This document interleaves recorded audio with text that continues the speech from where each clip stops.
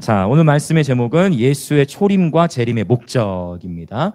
오늘 본문 안에서 예수님께서 초림이라는 것은 AD 1세기 때 예수님께서 실제 육신의 몸을 입고 이 땅에 오셨던 그 기간을 의미하고, 재림이라고 하는 것은 언제가 될지는 모르겠으나 결국 언젠가 다시 한번 주님께서 이 땅에 오신다는 것이죠. 할렐루야. 예. 우리 주님 구름을 타고 다시 오실 것입니다. 예, 그 주님을 기다리고 그 주님을 사모하는 저와 여러분인 줄 믿습니다. 자, 우리 23절을 먼저 보면은요. 자, 그러므로 하늘에 있는 것들의 모형은 이라고 했어요. 하늘에 있는 것들의 모형은, 이제 우리가 히브리서를 쭉 강해 오면서 히브리서 9장 앞부분에서 말씀하고 있는 것은 하늘에 있는 것들의 모형을 보았습니다. 바로 성막이죠. 예, 모세의 성막. 그래서 모세 성막 안에는 뭐 번제단, 또 물두멍, 떡상, 금촛대, 향단, 법궤, 이러한 기구들이 다 하늘에 있는 것들의 모형, 또는 쉬운 말로는 그림자, 네, 라고 표현을 할 수가 있습니다. 결국 이 성막에 있는 모든 기구들은 하나님 나라를 가리키고 있어요. 네, 뭐 번제단은 이를테면 회개, 물두멍은 또 씻음, 또 침례를 의미할 수도 있고 정결을 의미할 수도 있고, 그렇죠? 네, 떡상, 말씀이신 예수님, 촛대, 성령의 조명, 그렇죠? 향단, 기도, 법궤, 하나님의 영광스러운 임재, 네, 이렇게 다 하나님 나라의 것들을 모형, 그림자로 보여주는 것이라는 거죠.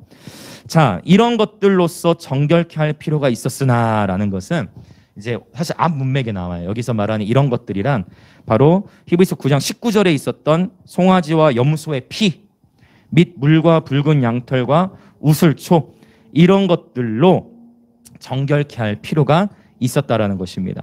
그래서 구약에 있는 모든 성물들은 다 이 핏부림을 받게 된다는 거예요. 네, 핏부림.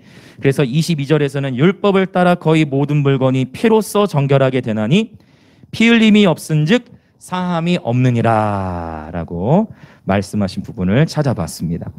자, 하늘에 있는 그것들은 이런 것들보다 이제 이런 표현이 나왔어요. 한번 따라해 보실까요? 더 좋은 재물.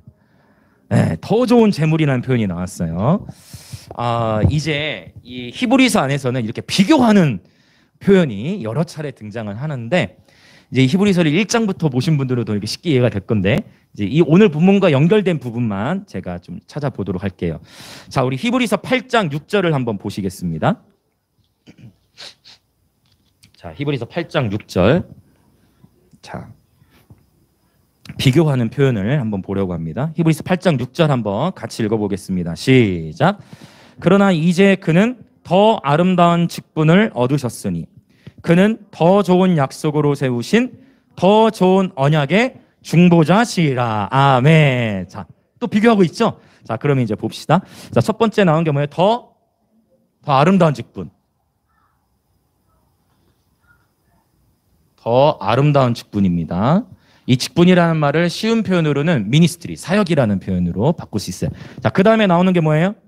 더 좋은 약속. 오늘 저희 오후에 학생들 셀 모임을 하는데 인준이 이거 딱 사진을 찍어가더라고. 네, 집에 가서 또 봐야 되겠다고. 네. 우리 다음 세대들 하나님의 말씀이 지금 들어가고 있습니다. 네, 우리 다음 세대 아이들 하나님의 말씀이 막 들어가고 있어요. 네. 벌써 눈빛이 달라지고, 네, 막 하나님 막 간증들을 주시고, 할렐루야. 네네. 자, 더 좋은 약속. 그 다음에 또 뭐가 나와요? 더 좋은 언약의 중보자.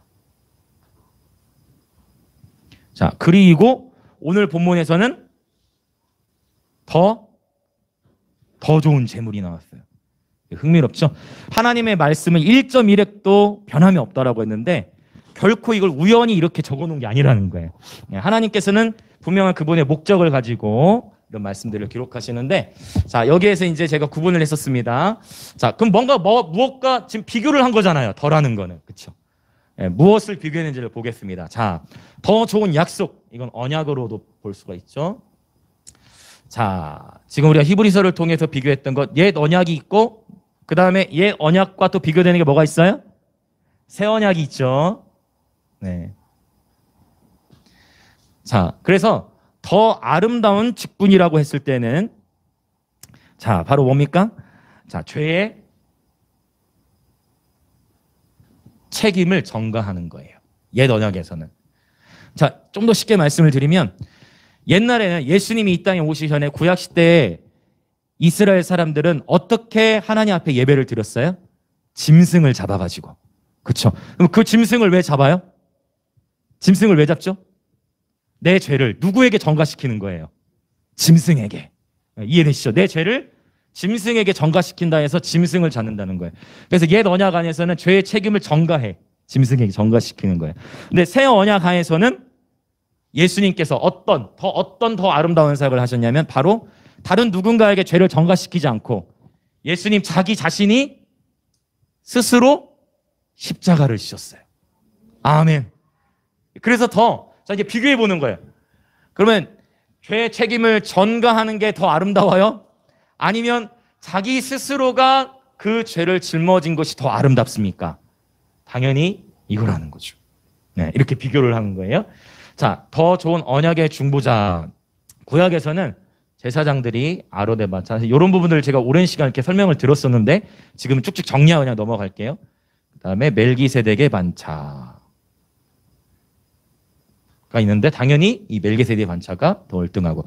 자, 그럼 이제 오늘 본문에서 더 좋은 재물을 지금 표현하고 있단 말이에요. 더 좋은 재물. 자, 구약에서는 재물로 무엇을 바쳤습니까? 바로 짐승이죠. 새 언약하에서는 바로 어린 양이신 예수 그리스도께서 직접 제물이 되신 거예요. 할렐루야. 아멘, 아멘. 여러분, 자, 이렇게 보면은요.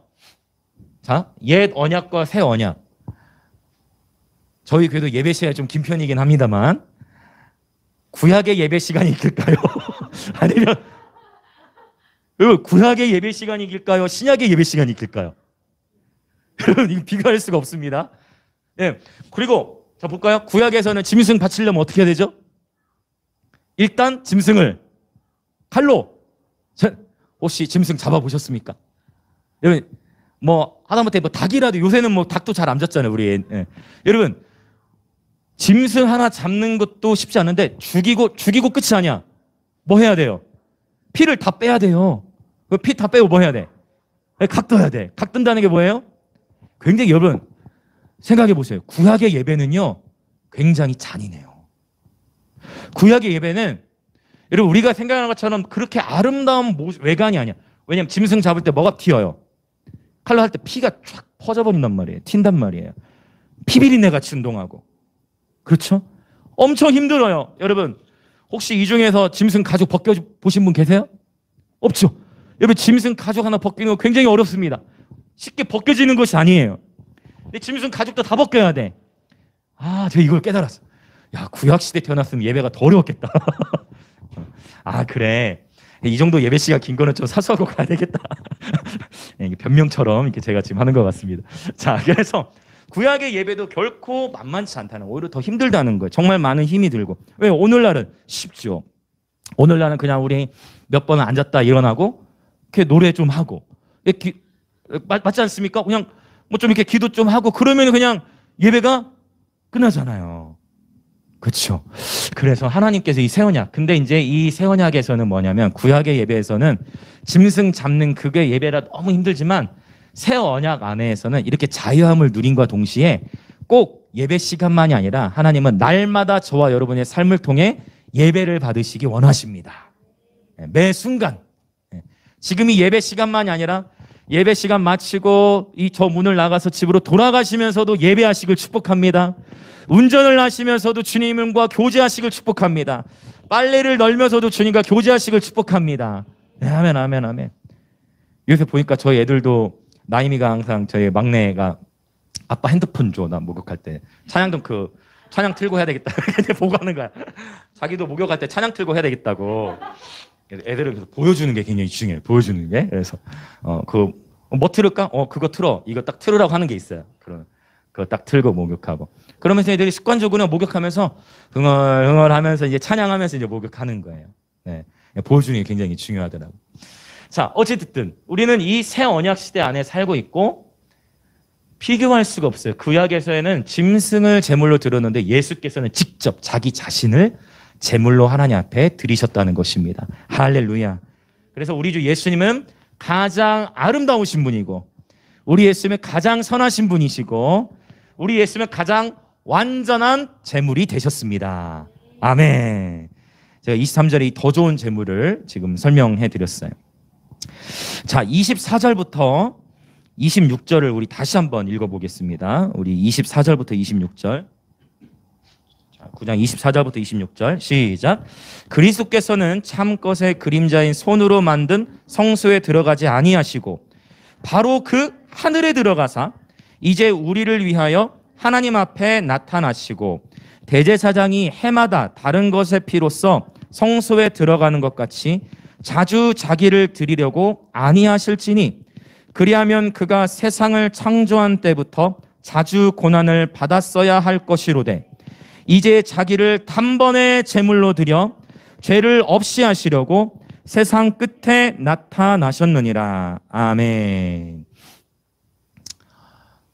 구약에서는요 1년에 한 번씩 대제사장이 속죄일마다 지성소에 들어가. 그래서 반복해서 제사를 드리면서도 찝찝해요. 그러니까 예배를 드리면서도 찝찝해. 왜? 그 짐승 잡아서 이렇게 바치긴 했는데 지금 내 죄가 사해졌는지 안 사해졌는지 마음이 개운치 않아. 구약의 제사는 그래요. 네. 그럼에도 불구하고 또 대제사장은 어때? 하나님 앞에 나아갈 때 하나님 만나고 싶어서 지성소에 들어가는 게 아니고 백성들의 죄를 용서해 주시라고 기도하면서 들어가는데 자칫 잘못하면 죽을 수 있죠. 거룩하지 못하면 죽었잖아요, 대제사장이. 그러니까 구약시대에서는 하나님 앞에 나오는 이 예배가 그게 좀 이렇게 불편하고 이렇게 좀 조심스럽고, 왜? 자칫 잘못하면 내가 어떻게 될 수 있어? 죽을 수 있기 때문에. 그러한 마음으로 구약에서는 예배를 드려요. 그러나 우리는 예수님의 얼굴을 구하며 친밀하게 예배를 드리는 새 언약 시대 안에 살아가고 있습니다. 아멘. 마음껏 하나님을 아버지라고 부를 수 있는 거예요. 여러분, 구약에서는요 하나님을 부르질 못했어요. 그림이 너무 거룩하다 해가지고 성경에 분명히 야훼가 써 있는데 야훼라고 부르지를 못해. 여호와라고 부르질 못해. 우리는 여호와라고 마음껏 부르잖아. 오히려 여호와 이름을 막 망령되이 일컬을 때가 있지. 근데 구약 성경에서는 여호와, 이 하나님의 백성들은 여호와라는 이름조차도 거룩하다고 못 불렀어요. 그래서 어떻게 되냐? 아도나이, 아도나이. 아도나이가 뭐냐면 오 주여, 오 주여. 주여라고밖에 못 불렀어. 왜? 그 이름이 너무 거룩하다. 무서우니까. 자, 이 옛 언약 안에서는 모든 것이 부자연스러운데 바로 예수님께서 자기를 단번에 제물로 드려 죄를 없이 하시려고 세상 끝에 나타나셨느니라. 오늘 이 본문 안에서 예수님이 이 땅에 오신 이유가 나타나요. 예수님이 이 땅에 오셨던 이유는 무엇이냐면 바로 죄를 없이 하시려고. 즉 쉽게 말하면 죄의 문제를 해결하려고. 할렐루야. 이렇게 쉬운 거를 조금 어렵게 설명해 놨어요. 히브리서 9장에서. 그런데 보세요. 자, 예수님께서 이 땅에 오신 기초적인 목적이 뭐예요? 본문에 봤더니 죄를 없이 하려고. 여러분, 이 죄라는 것, 죄를 제거한다는 것이 결코 쉽지가 않아요. 사람은 이 죄의 문제를 스스로 해결할 수가 없어. 하나님께서 옛 언약을 통해서 짐승 잡는 제사를 통해서 우리에게 가르치시는 게 뭐냐면 너희들의 죄가 이렇게 추하다네. 너희들의 죄가 이렇게 피비린내 난다 이거예요. 너희들의 죄가 이렇게 더럽고 가증스럽다라고 하나님 말씀하시는 거예요. 이 죄의 문제를 해결할 방법이 없는 거야, 인간이. 아무리 제사를 드려도 죄의 문제가 없어지는 게 아니라 그냥 덮여져 있는 것이죠. 어떠한 경건의 의식조차도 죄의 문제를 해결할 수가 없어. 심지어 이 바리새인들과 서기관들은 성경에 보면 박하와 회향과 근채 11조를 드렸다 했어요. 근채가 뭐죠? 근채는 채소입니다. 채소. 그러면 채소의 11조. 저희가 이제 농사를 지어가지고 당근 10개를 거뒀다. 그럼 당근 10개 나와가지고 10개 중에 그럼 몇 개를 또 드려야 돼? 당근 10개 거둬들이면 당근 한 개도 또 바쳐야 돼. 이런 거 이제 채소의 11조까지. 철저하게 11조 생활하고 막 금식하고 막 그렇게 함에도 불구하고 예수님께 우리 책망하세요. 야, 네 안에 있는 탐욕, 네 안에 있는 방탕함, 그거 어떡할래? 하나님께서 책망하시는 거죠. 그렇죠? 경건의 모양으로만 봐서는 바리새인과 사두개인들 굉장히 멋있었어요. 바리새인들 여러분 기본적으로 모세오경을 다 외웁니다. 모세오경, 창세기, 출애굽기, 신명기, 레위기, 민수기, 신명기를 다 외워. 막 일주일에 금식 2-3번 해. 막 11조도 막 많이 해. 막 그러니까 기본적으로 갖고 있는 이게 풍채 막 사람들의 눈에 보게 저들은 너무 완벽하게 신앙생활을 하고 있는 거야. 그래 예수님이 오셔가지고 예수님 딱 책망하시죠. 화 있을진저 외식하는 서기관들과 바리새인들이여 하면서 예수님 막 책망의 말씀들을 하시는 걸 볼 수가 있어요. 우리가 속는 건 뭐냐면 경건의 모양을 제대로 갖추면 우리가 예배를 잘 드렸다라고 속는 거예요. 근데 마지막 때 어떤 일들이 또 일어나냐면 경건의 모양은 있으나 경건의 능력이 없는. 그래서 하나님께서 원하시는 것은 경건의 모양도 중요할 수 있지만 저와 여러분의 삶에 경건의 능력이 나타나기를 예수님의 이름으로 축복합니다. 경건의 능력이 회복돼야 되는 거예요. 이 죄의 문제가 해결이 안 돼. 겉으로 아무리 금식을 하고 11조를 많이 드리고 해도 속는다는 거예요. 오늘날로 적용하면 우리가 정말 주일 예배 드리고 막 웃으면서 인사하고 교제하고 하지만 이 죄의 문제를 내 스스로의 힘으로 해결할 수 있다 없다? 없다. 이게 인간의 전적 타락. 죄의 문제를 내 스스로 해결할 수 없다. 오직 예수 그리스도만이 이 죄의 문제를 해결하실 수 있다. 할렐루야. 네. 예수 그리스도를 믿는 자들 그리고 그분 앞에 나아가서 회개하는 자들만이 죄 사함을 받을 수 있는 것입니다. 이 죄에 대한 부분을 좀 더 얘기를 나누고자 하는데 우리 안에 해결되지 않은 죄의 본성이 어떻게 나타나냐면 이렇게 보시면 돼요. 내 안에 지금 죄의 문제가 해결이 됐나 안 됐나 이 부분을 어떻게 볼 수가 있냐면 우리 안에 죄의 문제가 해결이 안 돼 있으면 이 죄의 본성은 정죄로 나타나요. 정죄. 이에 대해서 정죄. 정죄가 무엇이죠? 정죄. 정죄라는 것은 죄를 단정짓는 거예요. 오케이? 정죄. 그래서 우리 안에 죄의 본성이 정죄로 나타나는데 예수님께서 3년간 이 땅에서 사역을 하셨는데 특별히 요한복음 8장에 보면은 간음하다 잡힌 여인이 나와요. 그렇죠? 이 본문 한번 잠깐 가보겠습니다. 요한복음 8장. 이 죄라는 것은 결코 가볍지가 않은데 이게 쉽게 해결이 안 된다는 거예요. 옛 언약의 패턴 안에 있으면 끊임없이 이거 싸워야 돼요. 자, 모두 새 언약의 축복을 누리시길 축복합니다. 새 언약의 축복을 모두 다 누리시길 소망합니다. 자, 요한복음 8장에 보면 자, 8장 3절 서기관들과 바리새인들이 음행 중에 잡힌 여자를 끌고 와서 가운데 세우고 라고 했어요. 그렇죠? 자, 간음하다 잡힌 여인 예수께 끌고 와서 예수님 앞에 따집니다. 아니, 이 여자가 간음하다가 현장에서 잡혔습니다. 모세는 율법에 이러한 여자를 돌로 치라고 명했는데 선생은 어떻게 이 상황을 진단하시겠습니까? 지금 이 서기관들과 바리새인들이 예수님을 시험하고 있다라고 성경은 표현하고 있죠. 6절에 보면 예수를 시험함이라고 했어요. 왜요? 고발할 조건을 얻고자. 그래서 예수님을 정죄하기 위해서, 즉 예수님의 명분, 지금 예수님을 어떻게든지 감옥에 쳐놓고 싶어가지고 바리새인과 사두개인들이 지금 예수 앞에 이 여인을 데려온 거예요. 근데 흥미롭죠. 간음하다 잡힌 여인이면 그럼 남자는 어디 갔어요? 남자 어디 갔어요? 남자는 어디 갔어요? 남자는. 그렇죠? 뭔가 이들이 숨기고 있는 영역들이 있는 거예요. 숨기고 있어요 지금. 자, 그러니까 이 바리새인과 서기관들이 하나님을 잘 믿었다니까요. 바리새인과 서기관들은 성경을 달달달 외웠던 자들. 그렇죠? 근데 이들이 예수를 지금 시험하고 있는 거예요. 그러면서 한 여인을 끌고 와서 정죄하고, 자, 이러한 교묘함들이 은근히 우리들의 내면을 오염시키는 거예요. 바로 이게 죄의 본성이라는 거예요. 끊임없이 나는 옳고 너는 틀렸다. 이런 것을 자기도 모르게 드러내고자 하는 이런 마음. 아주 아픈, 굉장히 아픈 그런 부분들이에요. 그래서 내 안에 들보를 보지 못하고 끊임없이 지체들의 티끌을 들보처럼 보게 만드는 것이 바로 이 죄의 본성인데, 자, 이제 예수님께서 몸을 굽히셔가지고 손가락으로 땅에 무언가를 쓰기 시작하십니다. 자, 쓰기 시작하세요. 무엇을 쓰는지는 정확히 기록되어 있진 않았어요. 그런데 말씀하세요. 쓰면서 너희 중에 죄 없는 자가 먼저 돌로 치라. 그러면서 다시 또 몸을 굽혀 손가락으로 땅에 쓰십니다. 근데 이 말씀을 듣고 양심의 가책을 느껴서 사람들이 하나씩 떠나가기 시작하는데 성경에 봤더니 양심의 가책을 느껴 떠나간 사람들의 누구부터 떠나려갔대요? 누구부터? 어른부터. 어른으로부터 하여 떠나갔어요. 이 표현을 이렇게 주목해 보면 양심의 가책을 느껴 어른으로부터 하나씩 나가고 마지막에는 오직 예수와 그 가운데 섰는 여자만 남았다는 거예요. 그 예수님께서 거기다 뭐라고 쓰셨을까?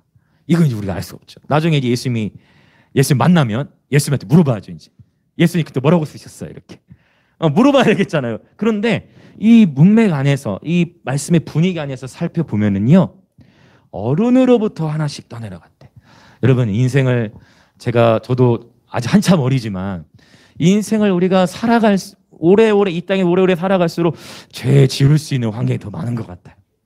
그래서 저는 이 자리에 계신 우리 모든 분들에게 선포합니다. 우리가 인생 나이가 들어가면 들어갈수록 예수를 더욱 닮아가시길 예수님의 이름으로 축복합니다. 나이가 들어갈수록 우리의 말이 예수님을 더욱 닮아가시길 축복합니다. 나이가 들어갈수록 우리의 성품이 예수님을 더욱 닮아가시길 축복합니다. 나이가 들어갈수록 우리의 모든 행동을 통해 예수님이 나타나셨으면 좋겠어요. 그래서 바울이 고백하는 것처럼 나의 겉사람은 후패하나 나의 속사람은 날로 새롭도다. 할렐루야, 할렐루야. 어제 저도 저녁에 기도하며 예배를 준비하는데 하나님이 강하게 임재하시는 거예요. 서재 안에 너무 좋아요. 주님과 교제하는 설교 준비가 제대로 안 돼. 주님의 임재가 너무 강해서 주님과 교제하고 할렐루야. 여러분, 날마다 주님과 친밀한 교제 사귐을 나누셔야 됩니다. 말씀 붙들고 말씀과 기도로 날마다 주님과 친밀한 사귐을 누리시길 축복합니다. 아멘, 아멘. 이 때에 맞는 하나님이 계시들을 풀어주실 거예요. 이 때를 따라 도우시는 주님의 은혜를 주님 부어주실 것입니다. 예. 자, 이제 다 떠나간 거예요. 여자 외에 아무도 없는 것을 보시고 예수님 말씀하세요. 여자여, 너를 정죄한 자가 다 떠나갔다. 제가 요거를 묵상하면서 크게 깨달았어. 뭘 깨달았냐면 너를 정죄한 자가 떠나갔다. 예수님 곁에 남은 자는 정죄함을 받은 자였어. 예수 곁을 떠난 자들은 정죄한 자들이 떠나갔어. 반대가 될 줄로 알았는데 그게 아니라 정죄한 자들이 예수 곁을 떠나고 정죄함을 받은 여인이 예수 곁에 붙어 있었어요. 이 여인은 세상에 어느 누구도 주목하지 않았어요. 그렇죠? 이 여인은 세상에 어느 누구도 주목하지 않았고 오히려 자기 잘났다고, 오히려 자기가 많이 안다고 자기 자신을 옳게 여기고 자기 자신을 위대하게 생각했던 이들이 정죄하고 떠나버린 거예요. 예수 곁에 있지를 못했어요. 바로 이 원리. 여러분, 이 정죄하는 것이 죄의 본성이다라고 말씀을 드렸어요. 죄의 본성으로 말미암아 끊임없이 우리는 정죄하려고 하는 마음이 들어요. 이것을 이 정죄의 마음들이 예수의 이름으로 끊어질지어다.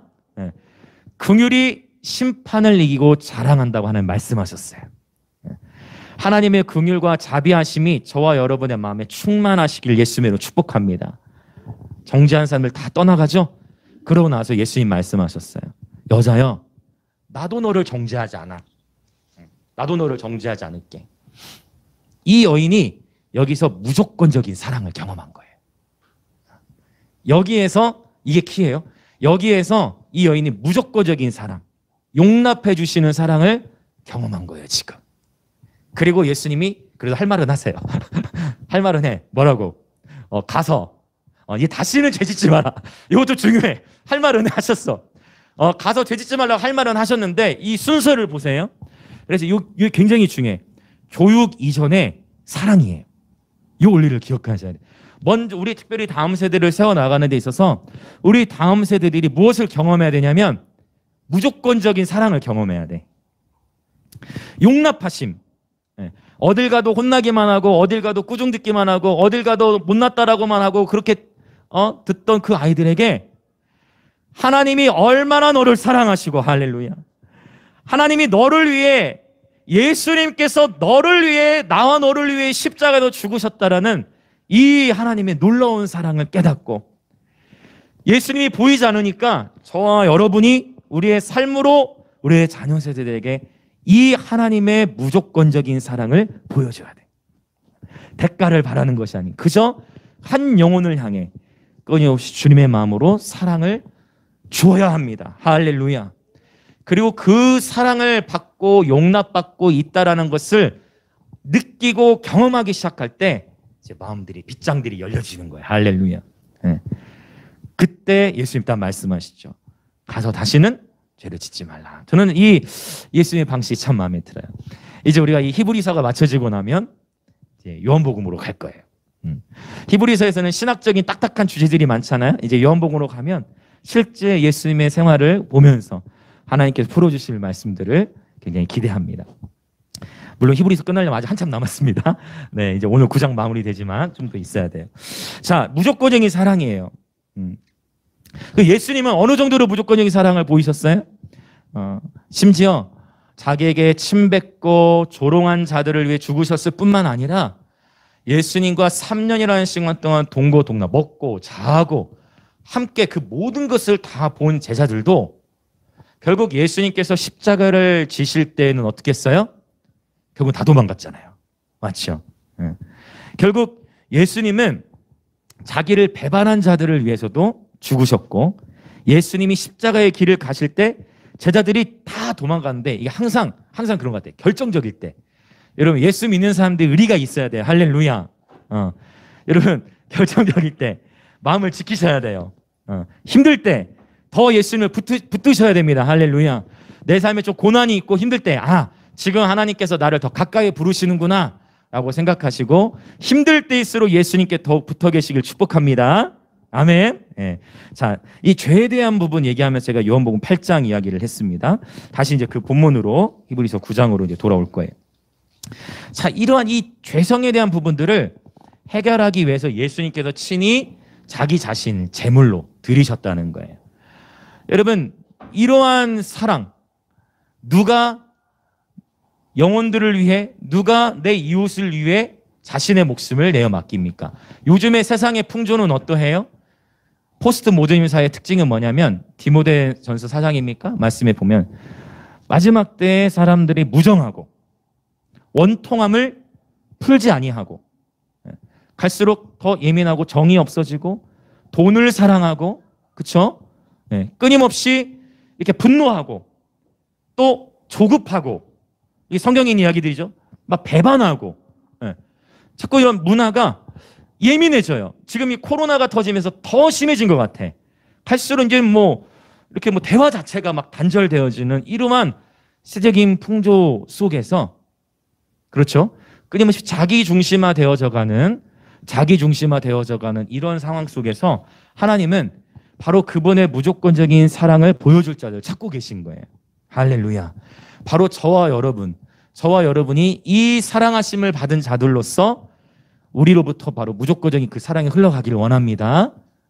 끊임없이 우리의 지체들을 사랑하고 용납하고 품어주고 세워주고 이 주님께서 바로 우리가 따라가기를 원하시는 바로 그 길이라는 거예요. 아멘, 아멘, 할렐루야. 자, 이제 이 26절 후반부에 보면은요, 예수께서 초림의 목적은 바로 죄의 문제를 해결하기 위한 것이다라고 말씀을 드렸는데 흥미로운 표현이 있어요. 그게 뭐냐면 자, 예수께서 나타나신 때를 히브리서 9장 20절은 뭐라고 표현해요? 언제래요? 세상 끝이라고 했어요. 맞습니까? 세상 끝에 나타나셨다라고 표현을 해요. 세상 끝. 그래서 이 얘기는 뭐냐면 자, 언약의 관점 안에서는 예수님의 초림 이때가 세상의 끝이었어요. 자, 이게 조금 이해하기 어려우실 수 있어요. 이때가 세상의 끝이었고 이제 예수 그리스도의 십자가와 부활 사건으로 인해서 새 시대가 열린 것입니다. 할렐루야. 예수 그리스도의 십자가와 부활 사건으로 말미암아 이제 너희는 새로운 세계를 경험하게 될 것이다. 이거예요. 할렐루야. 그래서 예수님께서 오셨던 그때가 세상의 끝이었다라고 언약의 관점 안에서는 설명을 할 수가 있어요. 근데 이제 그때로부터 자, 재림의 관점에서 보자면 재림의 관점이라는 건 뭐냐면 아직 예수님이 분명히 AD 1세기에 나 이제 너희 눈앞에 본대로 내가 올라갔지만 언젠가 곧 다시 너희가 이렇게 본대로 구름을 타고 다시 이 땅에 올 거야 라고 말씀을 하셨어. 이 요한계시록 같은 경우에는 내가 곧 올 거야. 내가 때가 가까웠어. 곧 올 거야 라고 표현을 하셨어. 그렇게 표현을 하신 뒤로 지금 몇 년이 지났어요? 그렇게 표현하신 뒤로 지금 한 2000년이 지난 거예요, 거의. 근데 아직 그분이 다시 이 땅에 오셨어요, 안 오셨어요? 아직 안 오셨잖아요. 그렇죠? 네. 그래서 지난 2000년이라는 시간 동안 기독교는요, 다 자기가 살던 시대가 마지막 때라고 생각을 했어요. 1세기 때로부터 다 자기가 살던 시대가 마지막 때. 모든 그 믿음의 대부분의 성도들이 지금이 이제 마지막 때다. 지금이 마지막 때야. 깨어나야 돼. 이제 곧 주님 오실 거야. 그리고 아주 유명한 목사님, 탁월한 사역자들도 자기들이 살아서 주님을 볼 것이라 기대를 했어요. 정말로. 나는 살아서 주님을 볼 거야. 여러분, 살아서 주님을 보고자 하는 갈망 있으세요, 혹시? 저는 있는데. 여러분 어떠세요? 살아서 주님의 재림을 맞이하고 싶지 않으세요? 아멘. 네. 근데 그때를 알 수가 없다는 게 이제 문제인 건데, 어쨌든 믿음의 선녀는 다 살아서 주님의 재림을 맞이하고 싶었다는 거예요. 주님이 오세요, 안 오세요? 아직 안 오신 거예요, 아직까지. 근데 야, 하나님은 때때로 하나님 장난꾸러기 같으시다. 하나님은 이거구나. 그래서 역사상 모든 교회들로 하여금 나 이제 곧 갈 거야. 깨어 있어. 나 곧 갈 거야.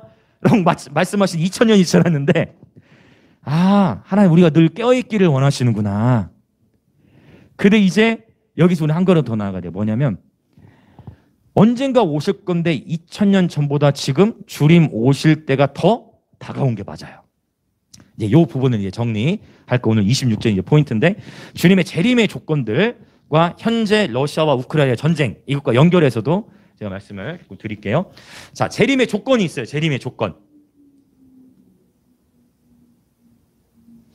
요게 중요해요. 예수님께서 다시 이 땅에 오시려면 반드시 이 일들이 무조건 일어나야 돼. 성경에서 언급하는 거. 먼저 첫 번째 뭐냐면, 이런 표현이 생소하실 수도 있어요. 다윗의 장막의 회복이에요. 자, 다 설명하진 않고 핵심적인 것만 설명할 건데, 아모스 9장 그리고 사도행전 15장을 보시면 나옵니다. 다윗 장막의 회복. 신약에서도 분명히 언급을 하고 있기 때문에, 자, 쉽게 얘기하면 이제 예배 회복이고, 좀 더 구체적으로는 설명 나중에 기회가 되면 나누겠습니다. 두 번째는 뭐냐면 천국 복음의 전파예요. 이건 많이 들어보셨을 거예요. 온 땅에 천국 복음이 전파돼야 돼. 마태복음 24장. 자, 이건 많이 들어보셨을 거고, 그 다음에 이제 여기 중요해. 자, 주님이 이 땅에 오시려면 반드시 일들이 일어나야 돼요. 천국 복음이 다 온 땅에 전파가 돼야 돼. 중요한 게 뭐냐면 이스라엘의 회복. 이스라엘의 회복. 이거는 로마서 9장부터 11장. 그리고 구약 성경의 약 709절. 이 부분을 말씀하고 있어요. 이스라엘의 회복. 자, 네 번째. 만물의 회복이에요. 목사님 지금 무슨 소리 하는지 모르겠다 하실 수도 있지만, 제가 지금 얘기하는 건 다 성경에 있는 이야기들입니다. 할렐루야. 네, 다 성경에 있는 이야기예요. 만물의 회복, 사도행전 3장 21절이에요. 제가 다 설명하지는 않습니다. 이 네 가지인데, 오늘 제가 조금 조명해 보려고 하는 건 지금 현재 세계에서 일어나는 일들과 연결시켜 보려고 하는 거예요. 자, 지금 뭐를 하나 제가 더 설명을 드리려고 하냐면 요거예요. 이스라엘의 회복에 대한 부분. 지금 이제 러시아와 우크라이나의 전쟁의 이슈가 전 세계적인 이슈입니다. 맞죠? 근데 이제 우리는 이걸 항상 이게 중요해요. 그냥 세상의 사람들처럼 그냥 이거 이러다가 이제 뭐 세계 3차 대전이 일어나는 거 아니야? 당연히 그런 인식은 모두가 갖고, 막 전쟁이 일어나면 모두가 죽는 거기 때문에 괴롭고 두렵고, 죽음 앞에서 인류는 굉장히 낮아지는 모습이 있기 때문에, 굉장히 지금 러시아와 우크라이나 전쟁으로 인해서 굉장히 온 인류가 이제 지금 당황하고 있어요. 안 그래도 지금 코로나 때문에 쉽지 않은데, 이 패턴을 제가 계속 얘기했는데, 칼과 기근과 그다음에 전염병, 사나운 짐승. 이 칼이 이제 전쟁을 의미하잖아요. 근데 지금 러시아와 우크라이나의 일을 통해서 하나님이 무엇을 하시는가? 하나님은 지금 여러분, 모든 전쟁은 하나님께 속해 있습니다. 아멘. 아멘이시죠? 우리 다시 한번 선포할까요? 모든 전쟁은 하나님께 속해 있습니다. 아멘. 우리는 이것을 그냥 뭐 영적 전쟁 차원으로만 이해할 것이 아니라 실제 여러분, 모든 전쟁이 하나님께 속해 있어요. 이 러시아 나름대로의 자기의 유익과 이익을 위해서 전쟁을 벌이는데, 하나님이 말씀하셔서 너희 땅에 있는 군왕들이 헛된 일을 도모하는도다. 하늘에 계신 이는 웃으시는도다. 하나님께서만이 열방의 통치자이십니다. 이 땅의 왕 푸틴이 어떤 일을 한다 할지라도 하나님이 허용하시지 않으면 그 일은 이 땅에 일어나지 않아요. 하나님이 허용하셔야만, 허락하셔야만 이 땅에 일어날 일들이 있어요. 그럼 이제 지금 이 일이 뭐냐면은 이 구약의 709절 제가 여기 적어놓은 건 뭐냐면, 이스라엘이 AD 70년에 멸망한 이후에 로마에서 멸망한 곳에서 전 세계로 흩어져 버렸어요. 하나님이 흩어버렸어요. 이 흩어진 자들을 뭐라고 하냐면 디아스포라라는 표현을 써요. 전 세계로 다 흩어져 버렸어요, 이스라엘이. 그래서 실제 많은 성경학자들도 이제 이스라엘은 끝났다라고 생각을 했단 말이에요. 근데 끝난 게 아니야. 성경을 봤더니 구약 성경에만 약 700개 정도의 구절들 속에서 흩어졌던, 북방으로 쫓겨나고 남방으로 쫓겨나고 동방 서방으로 쫓겨났던 자들이 이스라엘 땅으로 돌아갈 것이다 라는 말씀이 구약성에 709절 정도에 언급이 되어져 있어요. 자, 지금 이제 이 책자가 구약성 709절, 이스라엘 사람들이 다시 전 세계 흩어진 이스라엘 사람들이 이스라엘 땅으로 돌아갈 것에 대한 성경에 나오는 709절 다 적어놨어요. 마침 제가 이게 한 20권 정도 있습니다. 여러분 갈 때 필요하시면 그냥 가져가시면 됩니다. 네. 거저받은 건 거저 나누고 항상. 709절 여러분 이것만 딱 보시면 정말이네. 그렇게 내가 하나님의 언약과 상관없이 살았구나 라는 것을 생각하게 돼요. 그 지금 잘 보시면 이거를 이제 히브리어로 한번 따라 볼까요? 알리야라고 해요. 흩어졌던 이스라엘 사람들이 다시 이스라엘로 돌아가는 거야. 자, 근데 문제는 이스라엘이 끝난 줄 알았는데 정말 하나님 말씀 그대로 이스라엘 나라가 다시 회복됐네. AD 70년에 멸망했었던 이스라엘이 언제 다시 세워졌을까요? 1948년 몇 월 며칠? 5월 14일이에요. 1945년에는 어떤 일이 있었죠? 1945년 8월 15일 광복이 있었고 1948년 7월 17일은 제헌절이죠. 요즘에 제헌절 빨간 날인가 모르겠네. 요즘엔 아닌 것 같아. 헌법이 제정됐단 말이에요. 근데 이 똑같이 1948년에 이스라엘 회복됐는데 5월 14일이 어떤 날이었을까요? 오순절이었어요. 요즘 표현을 하면 성령 강림절. 하나님은 항상 하나님의 때에 하나님이 일을 하세요. 하나님의 때에 하나님은 하나님이 일을 하십니다. 계속 우리 시야를 넓혀야 돼요. 자, 그러면 이때 이후로 이때 이 나라가 세워지자 전 세계에 흩어졌던 유대인들이 완전 정확하진 않지만 대략 약 70만 명. 여러분 70만 명도 굉장히 많은 인원이죠. 이 70만 명이 이제 어디로 들어가요? 이스라엘로 돌아갔어요. 1948년 이후에. 그래가지고 지금이 이제 우리 몇 년입니까? 지금 22년이죠. 현재 이스라엘의 인구가 800만이 넘어요. 한 880만에서 890만까지 가는 것 같아요. 생각보다 이스라엘 인구 적죠, 지금. 자, 그런데 아직 전 세계에서 이스라엘로 더 들어가야 될, 그렇죠? 그러니까 유대인계 이제 그런 거죠. 유대인인데 해외에 살고 있는 그러한 이스라엘 사람들이 이스라엘 다 돌아가야 돼. 이게 성경에 있다니까. 709절이 이것을 증거한다는 거야. 할렐루야. 우리가 성경 말씀을 그래서 여러분 이런 것들 아는 것이 중요해요. 아직 죄송하지만 이렇게 얘기하면 좀 그렇지만 지금 주님이 오늘이나 내일 이렇게 오시는 게 아니고 아직 요 일이 일어나야 돼. 그러니까 이때와 날과 시, 그러니까 정확히 날과 시는 알 수가 없어요. 그러나 아직 주님 재림하시기 전에 일어나야 할 일들이 있는 거예요. 아멘이시죠? 네. 근데 확실히 이때가 다가온 거를 이번 러시아와 우크라이나 전쟁을 통해서도 우리가 볼 수 있는 건 뭐냐면 히틀러가 유대인 학살할 때 몇백만 명을 죽였죠? 600에서 700, 그쵸? 600, 700만 명을 막 죽였는데 우크라이나에서 150만 명이 죽어요. 600만 명 중에 우크라이나에게 유대인, 즉 북방으로 갔던 우크라이나에서 150만 명이 죽임을 당하게 되어져요. 그때 많은 이들이 죽임을 당했지만 그때도 또 이제 2차 대전 이후에도 많은 이들이 또 이스라엘 더 들어옵니다. 이제 그러니까 야, 이게 저는 핍박과 박해가 있을 때 하나님의 뜻이 이루어지더라고. 핍박과 박해가 있을 때 하나님이 더 그분의 일을 드러내세요. 여러분 지금 코로나로 인해서 다 흔들리고 있지만 지금이 하나님의 놀라운 때예요. 하나님이 어떤 수많은 일들을 해오고 계시는데 이 타임이 더 놀라워. 러시아와 우크라이나 전쟁을 통해서 지금 우크라이나의 대통령이 이전에 직업이 뭐였는지 아세요? 이전에 코미디언이었다고 해요. 그래서 사람들은 코미디언이었어요. 방송에 나오는 그 개그맨이었어요. 개그맨. 지금 현재 우크라이나 대통령. 그래서 일부 막 어떤 사람들은 전쟁의 이유를 막 어떻게 얘기하냐.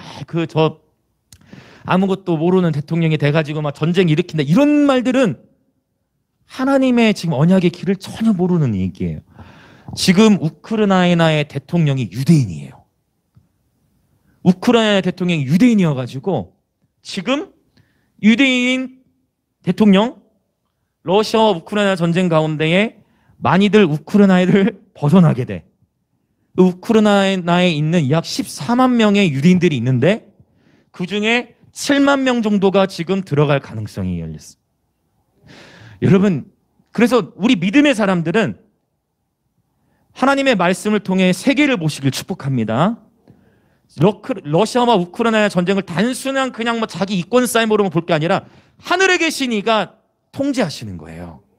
하늘에 계신 왕이 지금 이 핍박을 왜 이 핍박이 필요하냐? 성경 원리 똑같아. 하나님께서 이스라엘 백성에게 바벨론 포로로 끌려간 이스라엘 백성에게 야 너희 70년이 차면 내가 너희 땅으로 돌려보내줄게 했단 말이에요. 근데 처음에 포로로 끌려간 지 1, 2년째는 그래 빨리 우리 돌아가고 싶어 했는데 이게 10년, 20년 지나면서 결혼하고 자식을 낳고 집을 얻어서 살고 거기서 잘 살다 보니까 바벨론이 더 좋은 거야. 이스라엘로 돌아가고 싶지가 않아. 왜? 이미 내가 여기서 내 삶의 터전이 갖춰진 거야 지금. 여기서 자식도 낳고 나 여기서 잘 먹고 잘 살고 있는데 내가 왜 다시 이스라엘로 돌아가야 돼? 그러니까 그게 안 되니까 하나님께서 어떻게 하시는 거예요? 흔들어 깨요. 누굴 멸망시켜버렸어? 바벨론을 멸망시켜버렸어. 여러분 바벨론이 쉽게 멸망할 제국이 아니었다고. 당대 세계 최대의 제국이었어. 근데 이스라엘 백성들을 흔들어 깨우기 위해서 바벨론을 멸망시켜버렸네. 그래가지고 그때부터 또 기환해서 돌아오기 시작하는 거야. 이 원리. 우크라이나 거기에서도 마찬가지. 하나님이 지금 이 전쟁이라는 걸 통해서 언약의 관점으로 말씀드리는 거야. 이 전쟁을 통해서 유대인들로 하여금 어떻게 하도록? 이스라엘로 돌아가도록. 유대인들로 하여금 그걸 지금 하시는 거야. 할렐루야. 여러분 놀라운 일이에요. 이 타이밍에 우크라이나의 대통령은 유대인이라는 거. 이거 굉장히 중요해요. 왜냐하면 생각해 보세요. 우크라이나의 시민으로 있는데 갑자기 수십만 명이 갑자기 뭐 7만 명 이상 되는 사람이 나 이제 다시 내 원래 국적이었던 나 이제 이스라엘 사람으로 돌아갈랍니다. 아마 어느 나라 대통령이 그걸 좋아하겠어요? 자기 국민수 빼가는 건데. 근데 지금 대통령이 누구? 유대인. 그러니까 이런 식으로 하나님은 지금 놀랍게 그분의 역사를 펼쳐가고 계신 거예요. 그래서 이제 러시아와 우크라이나 전쟁을 보면서 여러분 피해가 최소화 되도록 기도하고 당연히 해야 됩니다. 그렇죠? 그런데 지금 하나님의 언약대로 세상이 성취되어 가고 있다는 거예요. 에티오피아에서도 막 이스라엘로 돌아옵니다. 코로나 팬데믹 상황 가운데 이스라엘의 공항문을 다 닫았어도 이스라엘 사는 자국민들, 알리하겠다는 국민들은 다 받았어요. 아프리카에서도 돌아오고 있고 미국에서도 돌아가고 있고 프랑스에서도 돌아가고 있고 이제 지금 우크라이나에서도 그렇게 핍박을 통해서 수십만이 돌아갔음에도 불구하고 또 아직도 남아있는 자들 돌아보내요. 왜냐하면 성경을 봤더니 성경에 어떻게까지 표현하냐면 한 사람도 남기지 않고 돌려보낸다는 표현이 있는데 그 한 사람에 대한 표현이 어디까지 적용될지 우리가 다 알 수는 없으나 다 돌려보낸다 하셨어요. 할렐루야. 여러분 그래서 이제 뉴스를 볼 때 하나님의 관점으로 보시길 축복합니다. 그냥 똑같이 세상 사람들의 관점으로 누가 로켓 얼마나 썼대 누가 어떻게 했대 그게 아니라 지금 하나님께서 어떤 일들, 왜냐하면 전쟁이, 영적 전쟁이 팽팽한 거예요. 왜냐? 이스라엘도 러시아 눈치를 봐야 되거든. 러시아와 우크라이나와 미국과 막 이 복잡한 이스라엘 이 정치 상황 속에서 우리는 다 모르잖아요, 정치 상황. 우리가 할 수 있는 건 뭐냐면, 하나님, 하나님의 말씀의 언약대로 성취하소서. 하나님의 말씀대로 이루어지이다. 하나님 말씀대로 행하심을 찬양합니다. 이렇게 기도하면서, 주의 말씀대로 이루어지길 기도하면서 또한 예배하고 믿지 아니하는 자들에게 계속해서 복음을 전해야 되는 것이에요. 할렐루야, 할렐루야. 그래서 자, 이제 다시 히브리서 본문으로 돌아오면, 아하, 그렇구나. 재림의 관점에서 보면 이제 주님의 재림의 때가 정말 다가오고 있구나. 하나님은 기가 막히게 그분의 기록되어 있는 모든 말씀을 성취하시고자, 우리가 보기에는 정말 우리는 평상시에 주목하지도 않았던 그러한 말씀들을 하나하나 다 성취해가고 계시는구나. 아멘, 아멘. 우리는 너무나 놀라운 시대에 살아가고 있는 것입니다. 하나님의 말씀의 세계가 너무나 경이롭습니다. 할렐루야.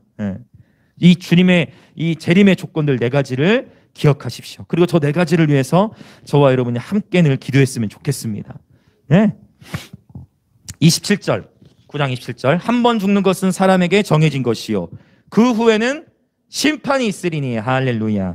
누구나 한 번 사람은 죽습니다. 죽음 앞에 사람의 마음이 약해지죠. 죽음 이후에는 반드시 심판이 있어요.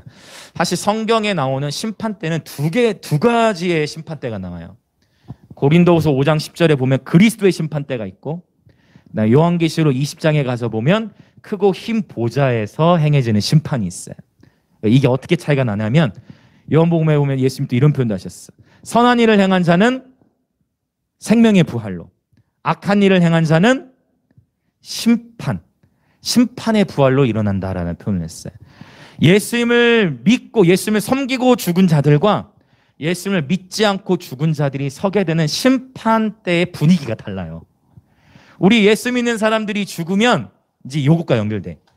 여러분 이런 생각 해보셨어요? 아, 이제 천국 가면 내가 그동안에 나 혼자 은밀하게 지었던 제 주님께서 그거 다 비디오로 보여주시는 거 아니야? 막 이런 거. 그 생각 안 해보셨나? 그런 거? 아, 내가 땅에 살면서 이거 남편 몰래 이런 건 죄 지었었는데 이거 이런 거 어떻게 해야 돼? 아내 몰래 이런 죄 지었었는데 이런 거 어떻게 해야 돼? 하나님 다 그거 당연히 비디오로 막 보여주시는 거 아니야? 하나님은 뭐라고 말씀해? 죄를 없이 하기 오셨다는 거. 할렐루야. 미가서에 보면은요, 우리의 죄를 망각의 바다에 던져버리셨다 표현해. 깊은 바닷속에 넣어버리셨대. 요걸 기억하세요. 할렐루야. 조금 더 당당해지지 않습니까? 우리가 이 땅에서 회개한 죄들에 대해서 하나님께서 이미 기억지 않으시는 거예요. 할렐루야. 우리가 서는 심판 때는 너 지옥이냐 천국이냐 요거 아니에요. 우리가 서는 심판 때는 이게 고린도후서 5장 10절에 있습니다. 이 심판 때는 뭐냐면 상급이 결정되는 심판 때예요. 아멘. 상급이 결정되는. 지난주에 나눴던 히브리서 9장 15절 영원한 기업의 약속이를 단어를 기억하세요. 이게 연결되는 거예요. 우리가 서게 될 심판 때는 너 지옥 갈 수도 있다 이런 심판 때가 아니고 상급이 결정되는 심판 때에 서게 돼요. 믿지 아니하는 자들, 악한 자들이 이 심판의 부활로 일어나서 이제 그 심판 때에 서게 되는 거예요. 죄에 대한 책망을 받게 되는 심판 때로 서게 되는 것입니다. 한 번 죽는 것은 사람에게 정해진 것이요 그 후에는 심판이 있으리니. 28절 이와 같이 그리스도도 많은 사람의 죄를 담당하시려고 단번에 들이신 바 되셨고 구원에 이르게 하기 위하여 죄와 상관없이 자기를 바라는 자들에게 두 번째 나타나시리라. 아멘. 예수님께서 다시 오실 때에는 죄와는 상관없이 바로 자기를 바라는 자들에게 나타나실 것이다 라고 말씀하셨어요. 여기서 자기를 바라는 자들이란 건 뭐냐면 간절히 기다리다라는 그런 의미가 있어요. 간절히 기다리다. 즉 뭐냐면 신부들 데리러 오시는 거예요. 신랑과 신부의 만남을 의미하는 거예요. 할렐루야. 예수님은 저와 여러분의 신랑이 되십니다. 우리는 예수님의 신부로 부름을 받았죠. 다시 오실 때는 나의 어여쁜 자 나의 신부야 보고 싶었다 하듯이 주님의 신부들을 만나러 오시는 거예요. 이 땅에 있는 주님의 신부의 정체성을 가진 우리들은 아멘 주 예수여 속히 오시옵소서. 주님을 기다리면서 이 조건들이 행해지기를 기도하고 이러한 조건들이 이루어지기를 삶으로 하나씩 내가 할 수 있는 것 실천해 나가는 것이에요. 할렐루야. 그래서 이것이 지금 우리 이 코로나 팬데믹 상황 가운데에서 하나님은 주님의 신부들로 하여금 깨어나도록 말씀하시는 거예요. 오늘 특별히 이러한 이스라엘의 회복에 대한 내용을 처음 들으신 분들이 계시다면 여러분 오늘 하나님께서 저와 여러분에게 하나님 새로운 부르심을 주시는 것이라 믿습니다. 바로 하나님의 언약에 관심을 갖는 것입니다. 그냥 단순한 나의 감정이 아니라 하나님의 진리의 말씀을 따라 주님을 섬기는 것입니다. 아멘, 아멘. 이 시간 이제 우리 함께 기도하겠습니다. 자, 함께 기도할 때 예수님께서는 죄를 없이 하시려고 자기를 단번에 제물로 드리셨습니다. 죄의 문제를 해결하기 위해서 이 땅에 오셨어요. 그러나 이제 새 언약이 나타났고 예수의 피에 우리는 언제든지 호소할 수가 있습니다. 나 같은 죄인을 살리신 그분의 은혜에 감사하기를 원합니다. 우리 안에 모든 정죄와 판단의 마음들을 회개하고 언제나 주님께서 우리에게 그렇게 대하셨듯이 긍휼과 용서와 자비의 마음이 부어지기를 기도하기 원합니다. 우리 안에 심판과 정죄의 마음보다 긍휼의 마음이 넘쳐나기를 원합니다. 하나님 아버지의 사랑을 우리에게 더욱 부어 주시옵소서. 그리하여 우리 안에 긍휼과 사랑과 자비와 용서와 용납의 마음이 계속해서 자라가게 하여 주시옵소서. 그렇게 우리 주여 한번 외치며 동성으로 기도하겠습니다. 주여! 오 하나님 아버지 그렇습니다. 아버지 우리의 이 죄의 본성은 끊임없이 판단하고 정죄하고 아버지 우리의 겉으로는 참 신앙생활을 잘하는 것 같고 모든 것이 경건의 모양으로는 문제가 없는 것 같지만 아버지 이 문둥병과도 같은 죄의 전염력 우리의 속사람을 끊임없이 올가매려 하는 이 얼매기 쉬운 죄를 이 시간 예수 그리스도 앞에 회개합니다.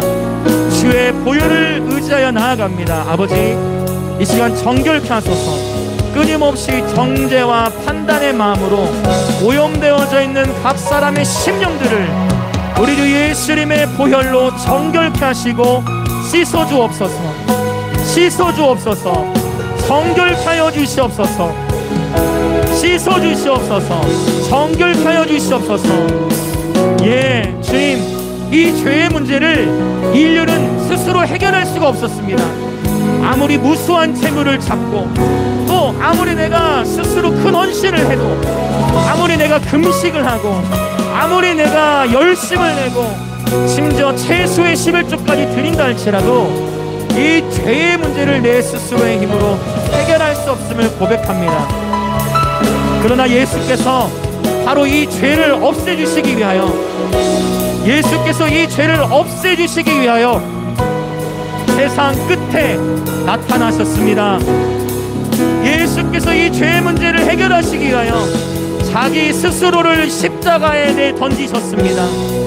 그리고 자기를 배반하고 자기를 조롱했던 모든 자들까지도 주님은 무조건적으로 용서하고 품으셨습니다. 아버지 품으시는 그 사랑 그 긍휼이 우리의 심령 안에 넘쳐나게 해주십시오. 언제나 긍휼이 심판을 이김을 주님 경험케 하시고 주님 긍휼한 마음을 자랑하게 하소서. 긍휼이 심판을 이기고 자랑하듯 주님의 긍휼을 자랑하게 하소서. 주님의 긍휼을 자랑하게 하소서. 주님의 긍휼을 자랑하게 하소서. 할렐루야.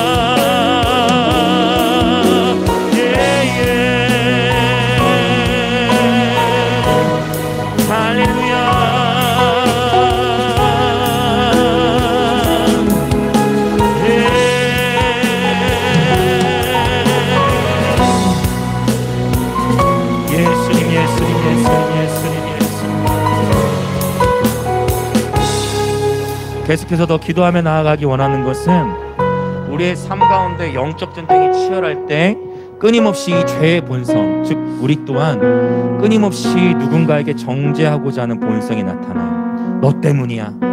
너 때문에 이 일이 있어. 당신 때문이야. 당신 때문에 이렇게 힘든 거야. 너 때문이야. 끊임없이 우리는 이러한 정죄와 옛 언약의 패턴, 죄의 책임을 다른 이에게 전가시키는 옛 언약의 패턴, 옛 언약의 패턴이 우리 삶 속에 나타난다라는 것입니다. 그럼 하나님 오늘 저와 여러분이 이제 생명의 사이클 안에 살아가기를 원하십니다. 그것은 예수를 따르기 원하거든 자기를 부인하고 날마다 자기 십자가를 지고 예수를 따르는 것입니다. 책임을 전가하는 것이 아닌 바로 십자가의 길을 선택하는 것입니다. 여러분, 가인과 아벨 둘 다 하나님 앞에 예배를 드렸습니다. 그러나 하나님이 가인의 예배는 받지 않으셨어요. 가인은 아벨을 미워하고 질투했고 그 미움과 질투하는 마음이 커지다 보니 자기의 동생 아벨을 살인하기까지 이르렀습니다. 여러분, 가인이 더 억울할까요? 아니면 아벨이 더 억울할까요? 여러분, 가인이 더 억울할까요? 아벨이 더 억울할까요? 아벨은 이 땅에서 삶도 오래 살지도 못했어요. 누가 더 억울할까요? 여러분, 십자가의 길이 억울한 길이에요. 십자가의 길이라는 것은 억울한 길이에요. 십자가의 길이라는 것은 자기 부인의 길이에요. 그러나 주님께서 받으십니다. 주님께서 아벨의 제사를 받으시고 아벨의 삶을 받으신 거예요. 주께서 우리 인생의 모든 길들을 허락하실 때, 여러분 특별히 영적 전쟁이 치열할 때 언제나 십자가의 길을 가시기를 축복합니다. 이 시간에서 기도합시다. 하나님, 나의 예배가 가인의 예배가 되지 않게 하소서. 나의 예배가 비교하는 예배가 되지 않게 하소서. 나의 예배가 시샘하고 판단하고 비교하고 미워하는 예배가 아니라 나의 예배가 하나님을 기쁘시게 하는 예배가 되기를 원합니다. 나의 예배가 하나님께 온전히 드려지는 예배가 되기를 원합니다. 때로는 예배자의 삶을 살아가는 여정 속에 억울한 일을 당할 수도 있겠죠. 예, 십자가의 길이 억울한 길입니다. 그러나 나는 끊임없이 주께서 나를 부르신 자리에서 예배하며 살아갈 것입니다. 나의 예배가 아벨의 예배가 되게 하소서. 아버지, 십자가의 길을 기쁨으로 따라가는 주의 남종과 여종들 되게 하여 주옵소서. 그렇게 주여 외치며 기도합시다. 주여! 아버지, 그렇습니다. 오늘 나의 예배가 가인의 예배가 되지 않게 하소서. 오늘 나의 예배가 아벨의 예배가 되게 하소서. 주님, 누구든지 나를 따르려거든 날마다 자기 십자가를 지고 나를 따르라 말씀하셨습니다. 아버지, 이 죄의 본성, 정죄와 판단의 자리에 있는 것이 아니라 심판의 자리에 우리가 거하는 것이 아니라 죽임을 당하신 어린 양이 걸으셨던 길, 바로 주님이 내신 그 길, 십자가의 길, 자기를 부인하는 길을 기쁨으로 통각하여 하여 주시옵소서. 성령이여, 기쁨으로 십자가의 길을 갈 수 있도록 오늘 또 우리에게 임재하시고 오늘 또 우리에게 말씀을 주시고 오늘 또 우리에게 새 생명 누리게 하여 주시옵소서. 할렐루야. 나의 예배가 아벨의 예배와 같게 하소서. 온전히 아버지 앞에 상납되는 예배가 되게 하소서. 주님의 긍휼과 자비하심을 바라나이다. 오 할렐루야, 할렐루야.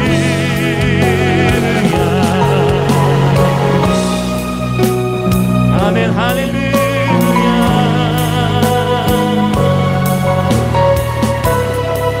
예수님, 할렐루야. 한번 우리 동성으로 기도하기 원하는 것은 모든 전쟁은 하나님께 속한 것입니다. 지금 이 러시아와 우크라이나의 전쟁, 우리는 당연히 우크라이나의 이 백성들을 위해서도 기도해야겠지만 하나님은 지금 이 일들을 통해서 언약적으로 하나님께서 놀라운 하나님의 일들을 행하고 계신 것입니다.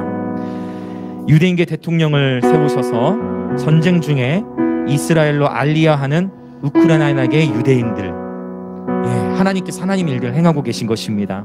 하나님은 여전히 주님의 때에 주님의 방법대로 통치하고 계십니다. 이스라엘이 회복되어 가고 있으며 주님의 재림의 때는 점점 더 분명하게 다가오고 있습니다. 2000여 년 전 예수님께서 죄의 문제를 해결하기 위하여 이 땅에 오셨다면 이제 예수님께서 다시 오실 때는 주님의 신부들을 맞이하러 오실 것입니다. 예수님을 더욱 사모하고 갈망하는 주의 신부들로 일어날지어다. 밤중에 기름을 준비할지어다. 깨어있을지어다. 주님, 우리의 심령이 세상의 재물과 명예와 성공의 욕심에 빼앗기지 아니하고 오직 우리의 심령이 예수 그리스도께 사로잡힌 바 되게 하여 주시옵소서. 그렇게 주여 외치며 기도합시다. 주여. 예, 아버지, 그렇습니다. 언약의 하나님, 언약의 하나님, 위대하신 기적의 주 하나님, 주님께서는 주님의 일들을 행하고 계십니다. 우리 사람의 눈으로 다 인식할 수 없는 주님께서는 주님의 일들을 행하고 계십니다. 오 주님, 우리들의 심령이 깨어있게 하소서. 주님, 천국 복음이 온 땅에 전파되어 가고 있으며 다윗의 장막들이 세워져 가고 있으며 이스라엘이 회복되어 가고 있으며 이제 이 일들을 통하여 만물이 회복되기를 주님, 모든 만물이 회복되어질 시간대로 열방은 준비하고 있음을 볼 수 있는 영적 눈들이 열려지게 하시고, 오 주님, 이생의 사랑과 안목의 정욕과 육신의 정욕에 의하여 우리의 마음이 주님으로부터 멀어지지 않도록, 나도 모르게 신랑이신 주님을 놓치지 않도록 우리의 마음이 깨어있게 하소서. 신랑이신 주님을 더욱 고대하며, 예, 신랑이신 주님, 예, 우리 주님을 만나뵐 날을 사모하게 하소서. 우리 주님을 얼굴과 얼굴로 맞대어 볼 그날을 고대하나이다. 얼굴과 얼굴로 맞대어 볼 그날을 사모하나이다. 죄와 상관없이 신부들을 맞이하러 오실 예수님을 바라봅니다. 우리의 유일한 신랑, 우리의 참 신랑, 우리의 왕, 우리의 연인, 우리의 전부가 되신 예수님, 주님을 사모합니다.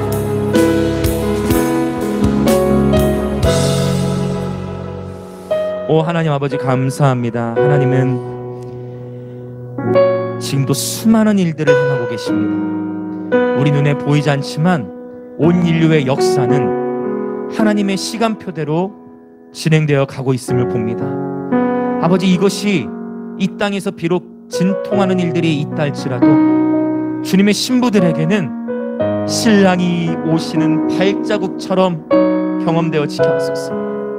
이 모든 혼돈의 소식들이 곧 신랑의 발자국 소리임을 깨달아 알게 하소서. 오늘 또 주 앞에 예배드리러 나올 때 이 예물을 들고 나온 아버지, 모든 그리스도의 몸의 지체들을 축복하여 주시사 하늘의 신령한 복과 땅의 기름진 복으로 축복하시고, 주의 몸된 교회는 계속해서 감비아와 북한을 넘어 대한민국과 열방을 더욱 우리의 예배가 선교로 더욱 연결될 수 있도록 재정의 기름을 부어 주옵소서. 지금은 우리 주 예수 그리스도의 은혜와 하나님 아버지의 놀라우신 사랑과 성령 하나님의 감화, 감동, 교통하심이